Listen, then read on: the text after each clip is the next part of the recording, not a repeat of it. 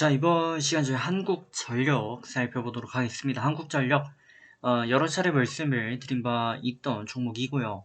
특히 중장기 관점, 장기적 관점에서 굉장히 좋은 의견을 많이 드렸던 종목입니다. 자, 한전 같은 경우는 당연히 한국을 대표하고 있는 공기업 중에 하나고요. 또 한국의 전기 시스템을 모두 다 총괄하고 있습니다. 그러다 보니까 아무래도 국가의 영향이 굉장히 좀 강하게 받는 그런 특성을 가지고 있고요. 국가에서 전기요금을 인상한다라는 이슈가 반영이 되면 주가가 굉장히 많이 오를 수 있지만 이 부담이다 해서 줄인다라고 한다면 또 밀릴 수 있는 굉장히 좀 중국 사회적인 그런 모습들을 좀 비추고 있죠. 자, 한국전력 같은 경우 저희가 최근에 말씀드린 게 그렇게 오래지는 않은 것 같고요. 대략 한 15일경 정도였던 것 같습니다. 자, 당시 주가가 반등을 잘 이어가던 그런 상황이었었고요. 23일날 이렇게 고점을 기록했었습니다. 9월 23일 고점이었으니까 그때는 저희가 보지 않았고 그 전에 이때 말씀을 좀 드렸었네요. 자, 해서 추세적으로 안정감 있게 유지되고 있고요. 장기적 관점 접근 그대로 유효한 가운데 자, 앞으로 대응 어떻게 하면 좋을지 중간 점검 차 들어가 보도록 하겠습니다. 이슈 먼저 보고 옵니다. 자, 종목명 한국전력입니다. 대한민국을 대표하고 있는 공기업 중에 하나죠. 자, 82년도 처음 설립일이 82년 1월 1일로 되어 있는데 제대로 된 설립일은 61년도죠. 네, 이게 표기만 이렇게 된 것 같습니다. 그래서 89년 상장이 되었고 매출액 58조, 작년 재무제표 IFRS 국제회계 기준 적용되어 있습니다. 하지만 시총은 15조 정도 기록하고 있습니다. 자, 매출액과 시총의 상관관계를 한번 봐주실 필요가 있는데요. 시총이 현재 매출액의 4분의 1 정도를 기록하고 있습니다.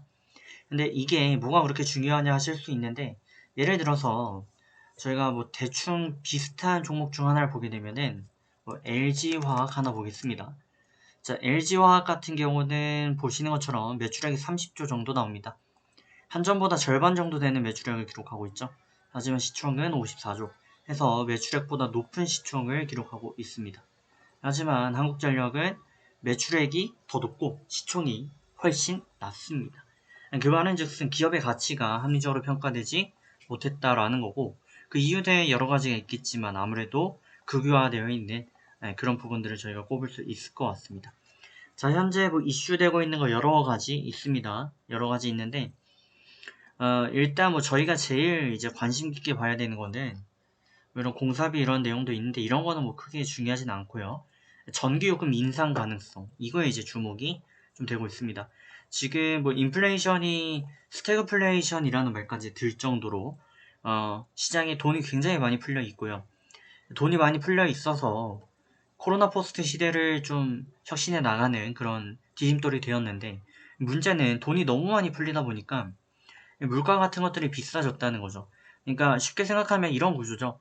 예를 들어 저희가 돈이 많다 이건 아니지만 그건 아닙니다. 근데 어쨌든 대기업을 비롯해서 기업들을 하고 또 일부 몇몇 사람들한테 돈이 이렇게 가다 보니까 이게 자연스럽게 소비를 좀 높이는 그런 촉매제 역할을 했고요. 그러면서 부동산 값도 좀 더 오르는데 더 기인을 했고, 그리고 주가, 자동차 값 등등 모든 물가를 다 끌어올렸습니다. 근데 그 와중에 이제 그대로 있었던 게 한국전력이고요. 한국전력 같은 경우는 이제 만성부채에 시달리고 있죠.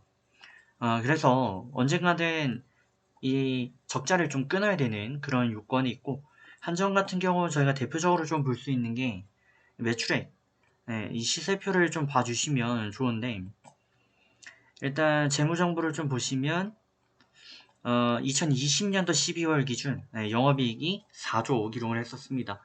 크게 대단한 거 없어 보이는데도 4조를 기록을 했었다. 그러니까 전기요금을 조금만 이렇게 바꾸더라도, 아니면 누진 제도만 조금 건들더라도 이렇게 큰 이익이 날 수 있는 그런 사업 구조를 가지고 있고요.